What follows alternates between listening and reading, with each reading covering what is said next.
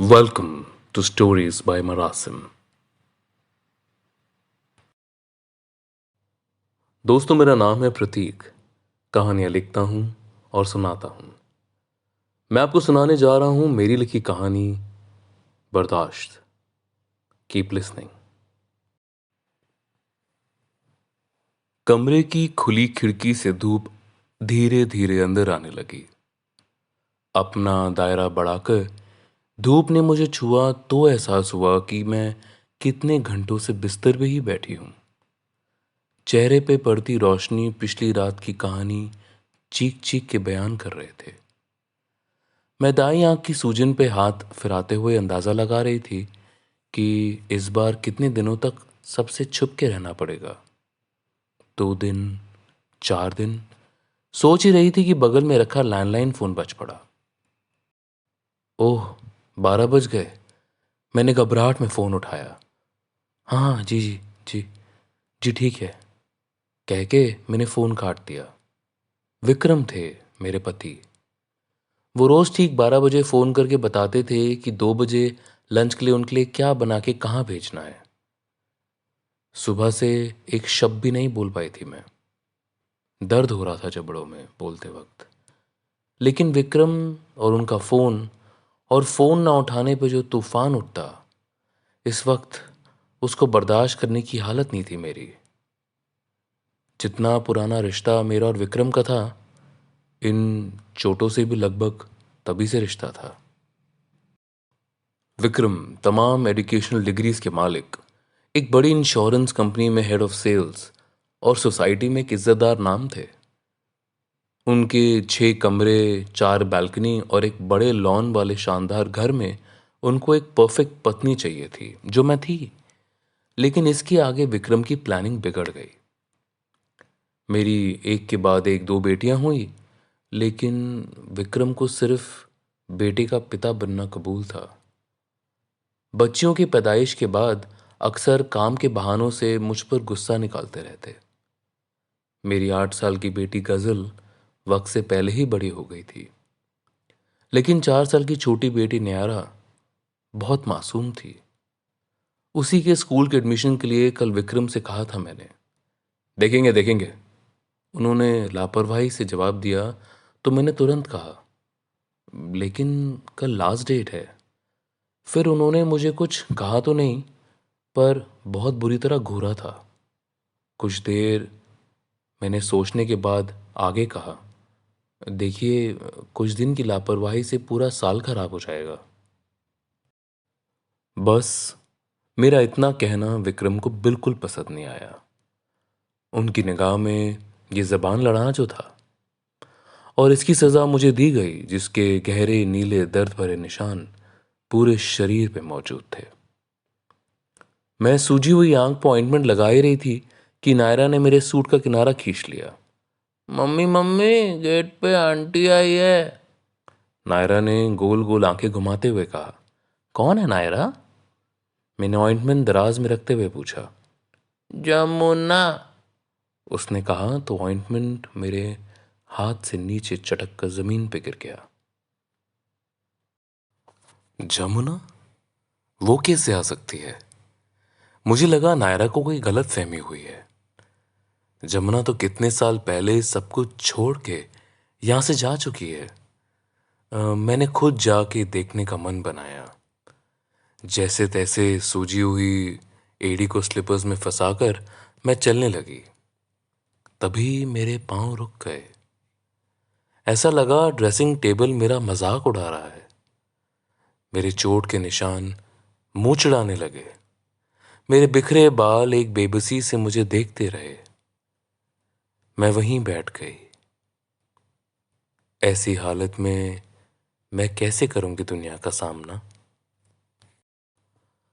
मालूम नहीं कितनी देर मैं वहीं खड़ी रही, एक टक आईने में अपने आप को देखते हुए। मेरी बेटी नायरा के चिल्लाने की आवाज आई तो कुछ होश आया। वो दरवाजे पे खड़ी चिल्ला रही थी, मम्मी मम्मी, जमुना आंटी बुला रही है, मम्मी सुनो। मैं खुद को और रोक नहीं पाई। अगर वो जमुना थी तो मुझे उससे मिलना था। चप्पल सूजे हुए पाँव में फिट नहीं हो रहे थे। हड़बड़ाहट में मैं नंगे पाँव ही सीढ़ी उतरने लगी। जैसे तैसे दरवाजे तक पहुंची तो देखा जमुना मेरे सामने थी। गुलाबी रंग की साड़ी, हरे लाल रंग की चूड़ियां और चेहरे पे वही मुस्कुराहट जो 5 साल पहले उसके चेहरे की पहचान थी। जमुना से पहली मुलाकात इसी दरवाजे पे हुई थी। तब उसकी उम्र काफी कम थी। दीदी घर का काम कराओगी? उसने ऐसी ही मुस्कुराहट के साथ मुझे पूछा था। बहुत अच्छा काम कर लेती हूँ दीदी, कसम से। एकदम शिकायत नहीं होगी तुमको, सच्ची। जमुना नाम था उसका। मैं खामोशी से खड़ी उसको जज कर रही थी। उसका इतना बोलना मुझे बिल्कुल पसंद नहीं आया। हमारे यहाँ औरतों का इतना ज्यादा बोलना बुरा माना जाता है। मन किया उसको वहीं से चलता कर दूं। उन दिनों हमारे घर की बाई काम छोड़ के जा चुकी थी। मुझे घर में मदद की सख्त जरूरत थी। विक्रम का हुक्म था कि 1-2 दिन में एक नई बाई रख ली जाए। उन्हें घर में धूल का एक कतरा भी बर्दाश्त नहीं होता था। हफ्ता 10 दिन गुजर चुके थे। अब किसी भी दिन विक्रम का गुस्सा उतर सकता था मुझ पे। मैं चांस नहीं लेना चाहती थी, लेकिन शक ये भी था कि ये लड़की घर संभाल भी पाएगी। मैंने आखिरकार जमुना को काम पे रख ही लिया और सोचा जब तक कोई और नहीं मिलती इसी से मदद ली जाए। जमुना ने काम के शुरुआती दिनों में ही मेरा शक दूर कर दिया। वो भले दिखती 19-20 साल की लड़की थी, लेकिन बहुत अच्छे से काम करती थी। गजब की फुर्ती थी उसमें और उतना ही स्टाइल भी। उसे सजने संवरने का बहुत शौक था। हमेशा चटक रंग के कपड़े पहनती थी, कलाइयों में लाल हरी चूड़ियां। उनके बारे में उसी ने मुझे बताया था। बहुत शुभ होता है दीदी, मेरी अम्मा ने कहा है, सुहाग की निशानी होती है ये। तुम नहीं पहनती दीदी? उसके सवाल पे मैंने अपनी कलाई छुपा ली थी। मेरे कलाइयों में चूड़ियों से ज्यादा विक्रम की जोरदार पकड़ के निशान थे। जमुना सुबह 6:30 बजे आती थी और रात 7:30 बजे तक कामों में लगी रहती, मगर उसकी सर की चोटी बिल्कुल भी ढीली नहीं होती थी। उसका चेहरा इतना खिला खिला रहता था कि मेरे ड्रेसिंग टेबल के रखे तमाम ब्यूटी प्रोडक्ट्स शर्मा जाएं। जमुना का पति रमन सोसाइटी में ही रिक्शा चलाता था। वो जब भी अपने पति रमन के बारे में बात करती, उसकी आंखें मुस्कुरा उठती, उसके चेहरे के भाव बदलने लगते। पता नहीं क्यों ऐसे मौकों पे मुझे उससे बेवजह चिढ़ होने लगती। मैं उसका काम बढ़ा देती। जमुना, आज गार्डन भी साफ करना, ठीक है? जमुना, आज सोफा हटा के अच्छी तरह पोछा लगाना। लेकिन मेरे तमाम कोशिशें बेअसर हो जाती। जमुना हर काम ठीक है दीदी कह के निपटा देती। कभी महसूस किया है आपने, जब आप उदास होते हैं तब खुश लोगों को देख के अजीब सी जलन होती है ना? जमुना को देखकर मुझे ऐसी ही जलन होने लगी थी। उन दिनों अगर कोई मेरी जिंदगी की तस्वीर बनाता तो इतनी रंग बिरंगी होती कि खुद उसे मैं पहचान नहीं पाती। कैसे पहचानती? मेरी जिंदगी जैसे लोगों को दिखती थी वैसे थी थोड़े। मेरे ऑफिसर पति, बड़ा घर, अलमीरा में रखे दर्जनों सिल्क और कांजीवरम की साड़ियां, लॉकर में रखे लाखों के जेवर, इकलौती बच्ची। मेरी माँ अक्सर रिश्तेदारों से कहती थी, रानी बन के रहती है मेरी बेटी। पर सच सिर्फ मैं जानती थी। वहीं जमुना, जिसके पास इनमें से कुछ नहीं था, ना उसका पति किसी बड़ी पोस्ट पे था, ना उसके पास कीमती कपड़े थे, ना जेवर थे, ना ही अपना घर, लेकिन फिर भी उसके चेहरे पे जो सुकून दिखता था, उसकी मुझे हमेशा से तलाश थी। जमुना को काम करते करते कुछ महीने ही हुए थे, इसी बीच मैं दोबारा प्रेग्नेंट हो गई। उसे मालूम हुआ तो ना जाने कौन सा ताबीज उठा लाई मेरे लिए। दीदी, गले में बांध लो, बुरी नजर नहीं लगेगी। मैंने उसे सुना दिया, ये गवारों वाली बातें मेरे सामने मत किया करो जमुना। वो वहीं मेरे पैरों पे बैठ गई। दीदी सच्ची, देखो मैंने भी तो बांधा हुआ है। मैं गजल की चोटी बांध रही थी। मेरे हाथ वहीं रुक गए। तुम भी प्रेग्नेंट हो? मैंने पूछा तो शर्माते हुए वो अपनी साड़ी के पल्लू का किनारा उंगली में लपेटने लगी। क्या इत्तेफाक था। पिछले कुछ दिनों से मैं अपनी और जमुना की जिंदगी की तुलना कर रही थी और अब हम एक साथ प्रेग्नेंट थे। हालांकि ये बात सुन के मुझे रत्ती भर खुशी नहीं हुई। मैं मुस्कुराई भी नहीं, पर जमुना को इससे क्या फर्क पड़ता था। उस दिन से वो मेरा कुछ ज्यादा ही ध्यान रखने लग गई। कभी आम पन्ना बना के ले आती, कभी मेरे सूजे हुए पाँव के लिए लहसुन डाल के तेल गरम करके ले आती। जैसे जैसे महीने बढ़ रहे थे वैसे वैसे हम दोनों के चेहरों के रंग भी अलग होने लगे। मेरा चेहरा पीला पड़ रहा था और जमुना का गुलाबी। मैं डरती थी विक्रम की धमकियों से कि दोबारा बेटी होने पे वो मुझे अच्छा सबक सिखाएंगे। लेकिन जमुना की खुशी छुपाई नहीं छुपती थी। कभी कभी छोटे छोटे मौज़ों पे एम्ब्रॉयडरी करती थी या कभी हॉस्पिटल में डॉक्टर की रिपोर्ट ले आती थी। ऐसे मौक़ों पे मुझे उससे और चिढ़ और जलन होती थी। वो इतनी खुश कैसे रह सकती थी।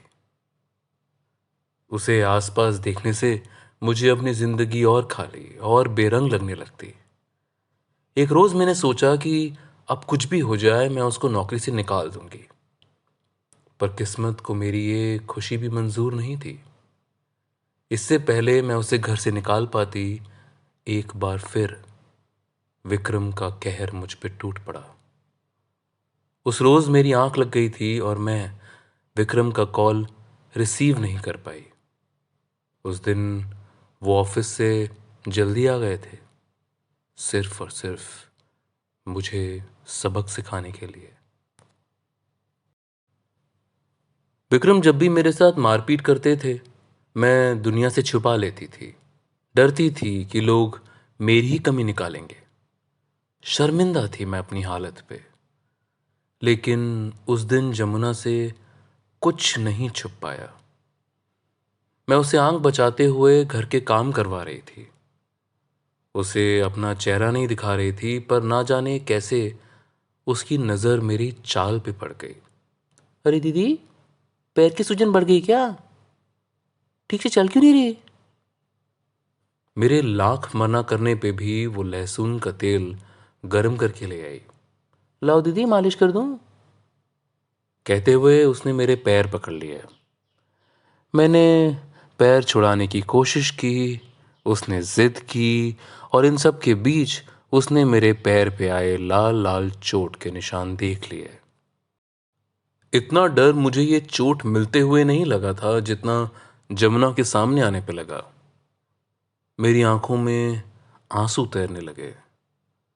वो चुपचाप मेरे चेहरे पे लगे और निशानों को देखती रही। उसने कुछ कहा नहीं, ना उस वक्त ना पूरा दिन। बस घर के काम निपटाने के साथ साथ मेरे चेहरे पे बर्फ से सिकाई की, पैर की चोट पे कोई लेप पीस के लगाया। मुझे डर था वो मुझसे हमदर्दी जताएगी, मैं उससे छोटा महसूस करूंगी। लेकिन ऐसा कुछ नहीं हुआ। उसने मुझे मेरे सबसे बड़े डर से मुझे बचा लिया था। उस दिन के बाद मेरी जिंदगी में जमुना की जगह ही बदल गई। उससे नाराज होने, उससे नफरत करने की कोशिशों को खत्म कर दिया था मैंने। सब कुछ अपने आप ही हुआ था। अचानक उसका बहुत बोलना, अपनी और अमन की बातें करना, काम के बीच गजल के साथ खेलना और काम करते करते धीमे धीमे गुनगुनाना मुझे खलना बंद हो गया। अब मैं अक्सर उससे बात करते करते मुस्कुरा भी देती थी, उसकी काम की तारीफ भी कर देती थी। धीरे धीरे वो मेरी अच्छी दोस्त, अच्छी शुभचिंतक बन गई।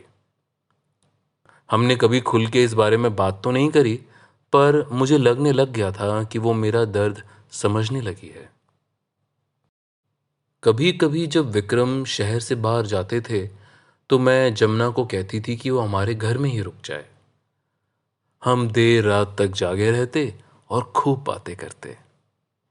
मैं उसकी दुनिया की कहानी सुनती तो मुझे अपनी दुनिया की घुटन कम लगने लगती।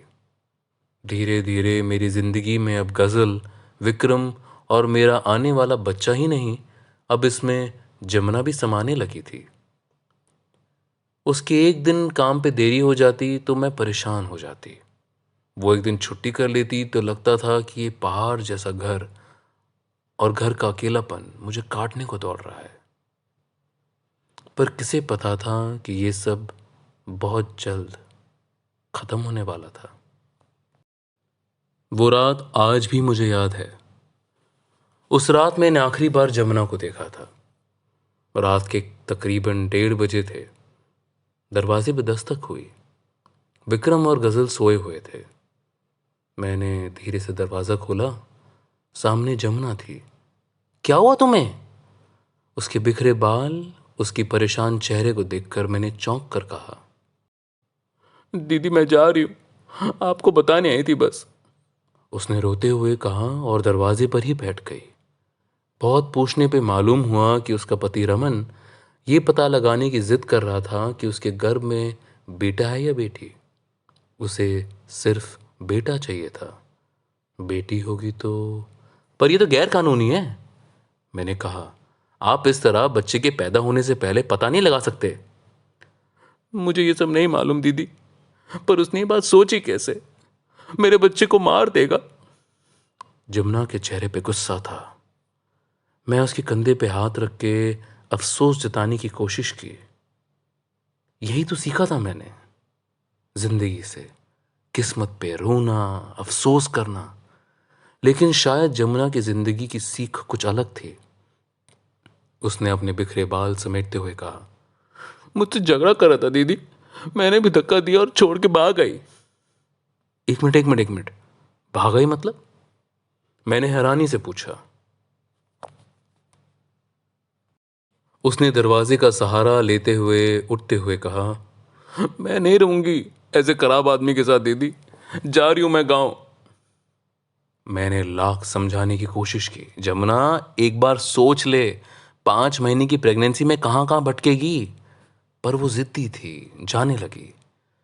फिर अचानक पलटी, मेरा हाथ पकड़ा और बोली, दीदी आप भी भाग जाओ। क्या? मैंने गुस्से से उसका हाथ चटक दिया। मुझे अब भी यकीन नहीं हो रहा था कि उसने मुझे क्या कहा है। सब मारते हैं ना आपको, भाग जाओ दीदी आप भी, ऐसे आदमी के साथ रहने का क्या फायदा? मैं भड़क गई। तुम्हारी हिम्मत कैसे हुई? तुम्हारी हिम्मत कैसे हुई मुझे ऐसा कुछ बोलने की?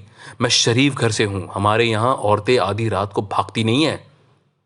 मेरे होठ गुस्से से कांप रहे थे। गुस्से में मुझे पता ही नहीं चला कि मैंने जमुना को कितना उल्टा सीधा बोल दिया। जमुना दूर खड़े देख रही थी। एक टक। वो जो आंसू अभी अभी उसकी आंखों से बहना बंद हुए थे, वो मेरी बात सुनकर एक बार फिर बहने लगे। इसके बाद वो जो गई, वापस नहीं पलटी। दिन, हफ्ते, महीने और साल बीत गए। एक बार फिर मेरी बेटी पैदा हुई और 2 बेटियों की मां बनकर मैं इस महल में कैदी बन के बैठी रही। आखिरी मुलाकात में जमुना ने मुझे कहा था कि मैं इस पिंजरे से निकल जाऊं, उड़ जाऊं, आज़ाद हो जाऊं। लेकिन एक शरीफ पत्नी, एक जिम्मेदार माँ और एक आदर्श औरत की छवि मेरी आज़ादी पे भारी पड़ गए। 5 साल बाद मैं वहीं थी और आज फिर मैं और जमुना आमने सामने थे। पहचाना दीदी, मैं जमुना। उसने कहा तो मैंने महसूस किया कि ये बीते 5 साल उससे उसकी मुस्कान नहीं छीन पाए। इतने साल भी नहीं हुए कि तुम्हारा चेहरा ही भूल जाऊं जमुना, मैंने कहा और जबड़े में दर्द महसूस हुआ। मैं आह करती रह गई। क्या हुआ दीदी? वो थोड़ा और आगे बढ़ गई। नहीं नहीं, कुछ नहीं कुछ नहीं, बस गिर गई थी। मैंने फिर झूठ बोला, लेकिन मेरी आंखें, वो मेरी आंखों का सच पहचान रही थी। मैंने बात बदलने की कोशिश करी। तुम बताओ, तुम ठीक हो? उस रात के बाद सब ठीक है ना? वो वापस दरवाजे पे बैठ गई। अरे सब ठीक है दीदी, वापस आ गई हूँ मैं यहाँ पे। काफ़ी देर तक बताती रही कि कैसे 5 साल पहले, उस रात पहले वो अपने गांव चली गई थी। कई साल वहीं रही, उसकी बेटी हुई थी। इसी बीच रमन कई बार उसे माफ़ी मांगने भी आया। अब आकर उसे यकीन आया कि उसका पति सुधर गया है और उसकी बेटी का अच्छा भविष्य शहर के स्कूल में है, इसलिए वो लौट आई थी। जानकी, जमुना ने आवाज लगाई तो 4 साल की एक छोटी बच्ची भागते हुए आई, हूबहू जमुना की शक्ल। उसको देख के ख्याल आया कि उस रोज अगर जमुना मेरी बात मान के भाग गई होती तो क्या जानकी का अस्तित्व होता। दिल में एक अफसोस तो था कि उस रात मैंने जमुना की बात मान लेनी चाहिए थी। ये घर छोड़ दिया होता मैंने मन ही मन में सोचा। उसी वक्त लैंडलाइन फोन बज पड़ा। दीदी, फोन बज रहा है, जमुना ने कहा।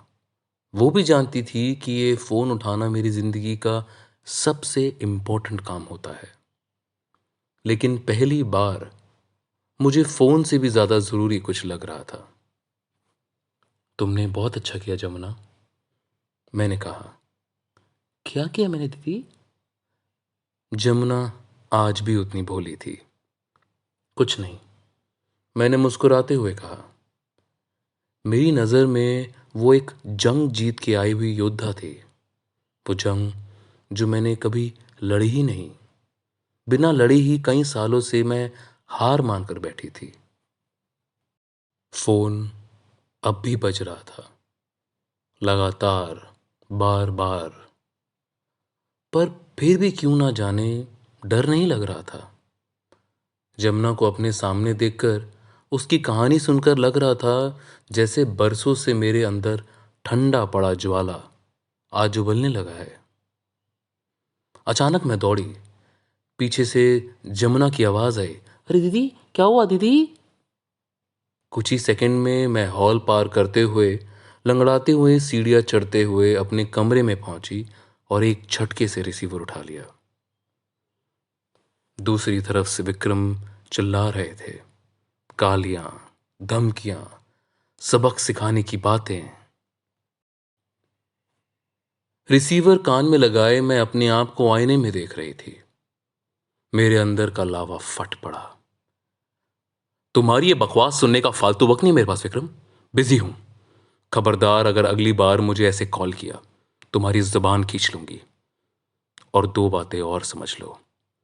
आज के बाद अगर तुम्हारा ये गंदा हाथ कभी मेरे ऊपर उठा तो एक फोन पुलिस को करूंगी और तुम्हारा सारा अहंकार, सारा गुरूर टूट जाएगा।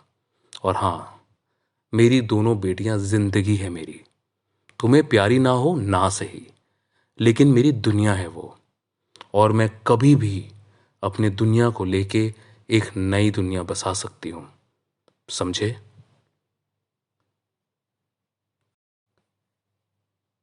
मैंने एक बार में कहा और रिसीवर को फोन से अलग उठा के रख दिया। जमुना के पास जाने के लिए उठकर मुड़ी तो देखा वो दरवाजे पर ही खड़ी है। वो मुस्कुराई। मेरी आज़ादी की खुशी उसकी आंखों में दिख रही थी। इस वक्त वो मेरा आईना थी, वो आईना जिस पे चोट का एक भी निशान नहीं था।